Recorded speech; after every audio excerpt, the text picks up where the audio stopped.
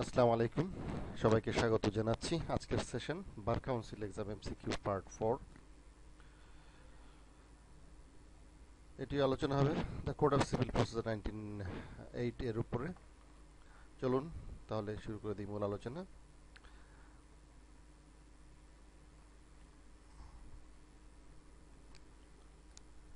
মূল আলোচনায় আজকের প্রথম প্রশ্ন, আরজি কি? আরজি হচ্ছে নালিশের কারণ ও উহার প্রতিকারের প্রার্থনা সম্বলিত বাদীর আবেদন। বন্ধুরা, আমরা আগের লেসনে হয়তোবা শিখেছি আরজি কে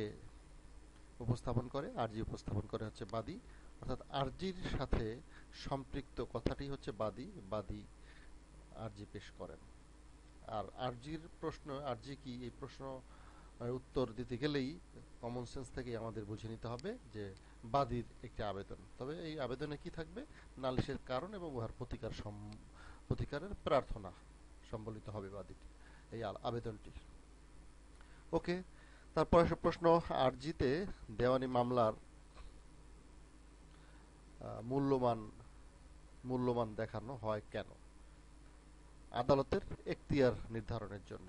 অর্থাৎ আরজিতে মামলার মূল্যমান দেখানো না হলে আদালতের এখতিয়ার নির্ধারণ করা যাবে না। যেহেতু আদালতের এখতিয়ার অনুযায়ী মোকদ্দমা দায়ের করতে হয়, সেহেতু আদালতের এখতিয়ার নির্ধারণের জন্য আরজিতে মোকদ্দমার মূল্যমানটি দেখানো হয়।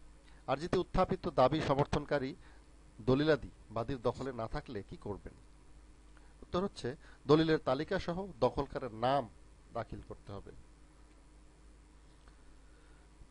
নেক্সট কোশ্চেন, আরজির বিষয়বস্তু কত আদেশে? উত্তর হচ্ছে, আদেশ 7 এর বিধি 1 থেকে 9। অর্থাৎ 7 নাম্বার আদেশের প্রথম দিকে 1 থেকে 9 নাম্বার বিধি পর্যন্ত আরজির বিষয়বস্তু। অর্থাৎ আরজির বিষয়বস্তু মিন্স আরজির ভিতরে কি কি লিপিবদ্ধ করতে হবে সেগুলোকে আরজির বিষয়বস্তু বলা হয়। এখানে আমি একটু উল্লেখ করার চেষ্টা করেছি, আরজিতে সাধারণত লিপিবদ্ধ করা হয় নাম, ঠিকানা, নালিশের কারণ, প্রার্থিত প্রতিকার ইত্যাদি ইত্যাদি আরো অনেক ইনফরমেশন আরজিতে উল্লেখ করতে হয়। এই বিষয়গুলোকে বলা হয় আরজির বিষয়বস্তু। আর এই আরজির বিষয়বস্তুতে কি কি উল্লেখ করতে হবে এগুলো আদেশ 7 এর 1 থেকে 9 বিধি পর্যন্ত এগুলো ওখানে উল্লেখ করা আছে। আরজির ফেরত, রিটার্ন অফ অ্যাপ্লায়েন্ট কত আদেশে? আদেশ 7 এর বিধি 10। আদেশ 7 অর্থাৎ আদেশ 7 হচ্ছে আরজি সংক্রান্ত বিষয়াদি। আরজির বিষয়বস্তু কেমন হবে, হ্যাঁ, আরজি ফেরত কিভাবে, এই সংক্রান্ত আরজি সংক্রান্ত যত বিষয় আছে এগুলো আদেশ 7 নম্বর আদেশে, এই 7 আদেশের 10 বিধিতে আরজি ফেরত সংক্রান্ত বিষয় উল্লেখ করা আছে। আরজি ফেরত বা রিটার্ন অফ ক্লায়েন্ট কি? আরজি ফেরত হচ্ছে ভুল আদালতে মোকদ্দমা দায়ের করা হলে অথবা মোকদ্দমাটি যেই আদালতে দাখিল করা উচিত ছিল সেই আদালতে পেশ করা না হলে সঠিক আদালতে পেশের সুযোগ দিয়ে আদালত আরজি ফেরত দিবেন, ইহাই আরজি ফেরত। অর্থাৎ কোনো কারণে যদি ভুলবশত কোনো আদালতে মামলা দায়ের করা হয়, যেই আদালতে মোকদ্দমাটি দায়ের করার কথা ছিল না, ভুলে হয়ে গেছে, তাহলে সেই ক্ষেত্রে ওই আদালত সঠিক আদালতে মামলাটি উপস্থাপনের জন্য এই আরজিটি ফেরত দিয়ে দেয়। এটাকেই বলা হয় আরজি ফেরত। আরজি ফেরত সংক্রান্ত বিধান আদেশ 7 এর 10 বিধিতে আছে। আরজি ফেরত আবেদন কে করেন? বাদী। যেহেতু আরজিটি আমরা আগেই শুনেছি, আগেই শিখেছি বাদী করেন, বাদীর আবেদনটাকে আরজি বলা হয়। সুতরাং আরজি ফেরত আবেদন কে করবেন? ভুল হলে আরজি ফেরত আবেদন বাদী করবেন।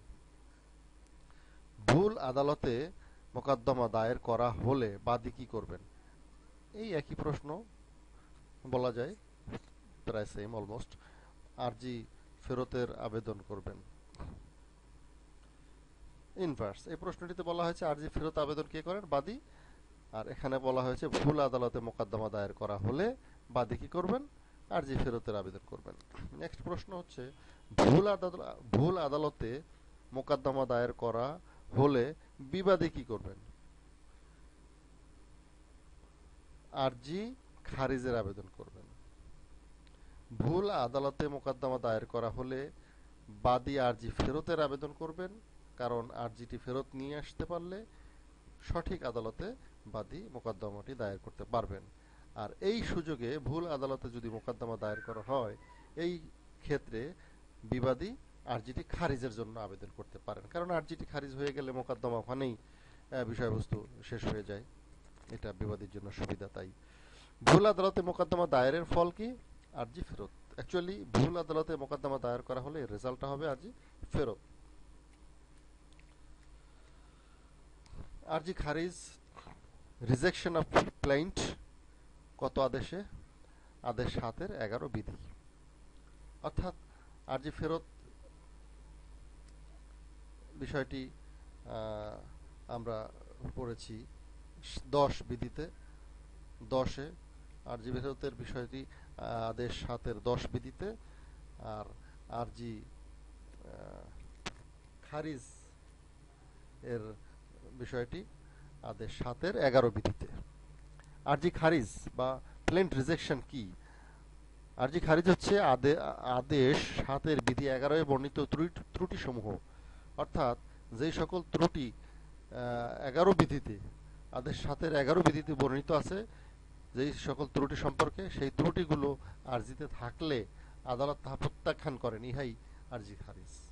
অর্থাৎ ওই ত্রুটিগুলো হওয়ার কারণে আদালত এটাকে প্রত্যাখ্যান করতে পারেন, এটাকেই আরজি খারিজ বলা হয়। আরজি খারিজ বা এটাকে প্রত্যাখ্যানও বলা যায়, ইংলিশে যাকে বলা হয় রিজেকশন অফ প্লেইন্ট, আবেদন কে করেন? বিবাদী। অর্থাৎ আরজি খারিজ বা প্রত্যাখ্যানের আবেদনটি বিবাদী করেন। কি কারণে আরজি খারিজ বা প্রত্যাখ্যান হতে পারে, বিষয়টি একটু বোঝার সুবিধার জন্য আমি বিষয়টি একটু উল্লেখ করার চেষ্টা করেছি। কি কি কারণে আরজি খারিজ বা প্রত্যাখ্যান হতে পারে? মোকদ্দমার কারণ অনেক সময় আরজিতে যদি উল্লেখ করা ভুলবশত না হয়, কম মূল্যের কোর্ট ফি দিয়ে আরজি দায়ের করা হতে পারে, আইন অনুযায়ী মোকদ্দমা নিষিদ্ধ হলে, এই সকল কারণে আরজি খারিজ বা প্রত্যাখ্যান হতে পারে। মূল্যমান শুদ্ধ করার জন্য যা প্রয়োজনীয় বা মূল্যমান শুদ্ধ করার জন্য বা প্রয়োজনীয় স্ট্যাম্প দাখিল করার জন্য আদালত কতদিন সময় নির্ধারণ করতে পারবেন? 21 দিন। মামলার মূল্যমান যদি ভুল হয়, তাহলে সেটা শুদ্ধ করার জন্য বা প্রয়োজনীয় স্ট্যাম্প দাখিল করার জন্য আদালত সময় নির্ধারণ করতে পারবেন 21 দিন। আরজি খারিজ হলে কি ঘটে? ওই অবস্থায় উক্ত মোকদ্দমার কার্যক্রমের পরিসমাপ্তি ঘটে। আরজি খারিজ হলে ওই অবস্থায় উক্ত মোকদ্দমার কার্যক্রমের পরিসমাপ্তি ঘটে। সুতরাং বিবাদী আরজি খারিজের আবেদন করলে আরজিটি যদি খারিজ হয়ে যায়, তাহলে মোকদ্দমার কার্যক্রমের পরিসমাপ্তি ঘটবে। এই কারণে বিবাদী সাধারণত মোকদ্দমায় আরজিতে ভুল থাকলে খারিজ করার আবেদন করে। যাই হোক, নেক্সট কোশ্চেন, আরজি খারিজ হলে বাদীর প্রতিকার কি? আরজির খারিজ হলে বাদীর প্রতিকার হচ্ছে, যদি তামাদি মেয়াদের মধ্যে হয় তাহলে নতুন আরজি দাখিল করবেন, অথবা আপিল করবেন, আপিলও করা যায়, অথবা কোর্ট ফিস কম দিয়ে থাকলে 149 ধারায় দরখাস্ত দাখিল করা যায়। এই তিনটি কাজ করা যায়। আরজি খারিজের আবেদন মঞ্জুর হলে কি করতে হবে?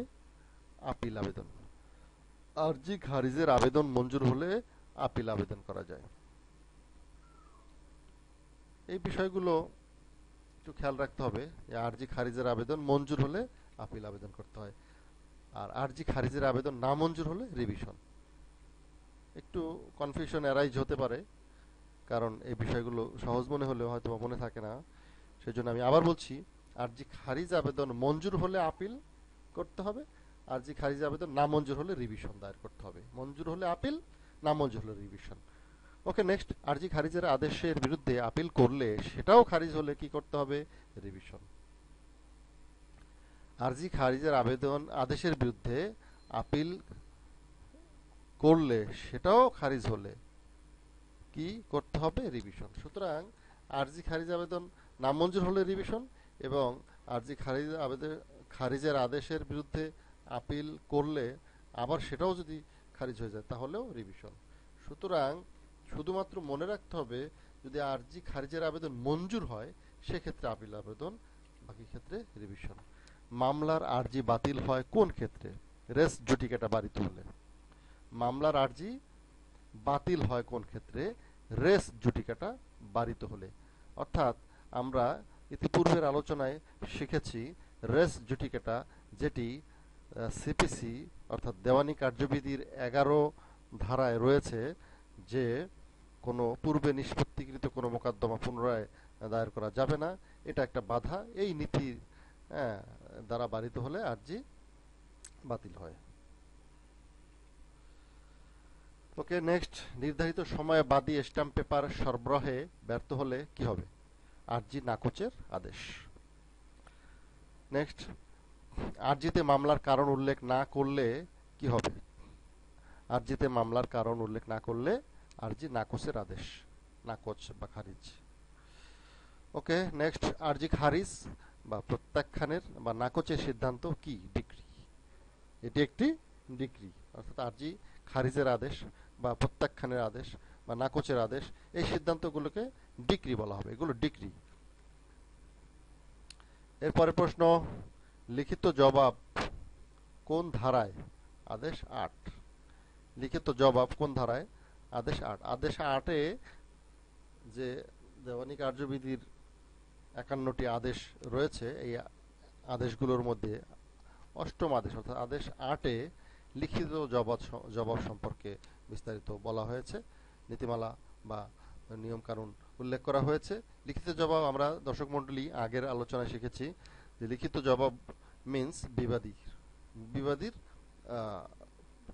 লিখিত বিষয়বস্তু। অর্থাৎ বিবাদী যখন আর্জির বিরুদ্ধে তার লিখিত জবাব উপস্থাপন করেন, সেটাকেই বলা হয় লিখিত জবাব। আর লিখিত জবাব সম্পর্কে আদেশ 8-এ উল্লেখ করা হয়েছে। শুধু দর্শক মণ্ডলী, আমরা চেষ্টা করেছি খুব অল্প সময়ে যাতে এই আলোচনায় বিরক্তি না এসে যায়, সেজন্য অল্প সময়ে এই টিউটোরিয়ালটি করার চেষ্টা করব। দীর্ঘ সময় আমরা নেব না।